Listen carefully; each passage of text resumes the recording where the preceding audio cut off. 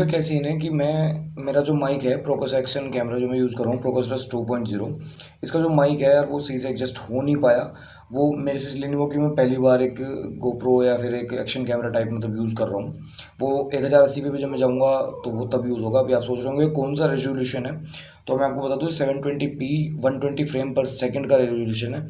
और इसका जो कैमरा की क्वालिटी है ना, वो बहुत बेहतरीन क्वालिटी में आता है ये कैमरा। और नो डाउट कि इसमें वीडियो क्वालिटी तो आपको बेहतरीन मिलती है, लेकिन आपका जो माइक है वो एक चीप क्वालिटी का मिलता है। प्रोको सिर्फ मैं कहना चाहूँगा कि अगर ये अपने माइक की थोड़ी सी क्वालिटी बढ़ा दें या फिर एक 3.5 मिलीमीटर का माइक उसमें अटैच हो जाए तो इससे बेस्ट कैमरा मैं नहीं मानता हूँ। इस रेंज से क्या है, इसकी डबल रेंज में भी कभी होने वाला है, क्योंकि 1080p पे बहुत तगड़ा रेजोल्यूशन है इसका। अभी वीडियो को आप ज़रा इन्जॉय करें, इसमें एक इंसिडेंट भी रिकॉर्ड हुआ है, वो भी आगे देखना आप एक बार। अभी आप वीडियो इन्जॉय करो।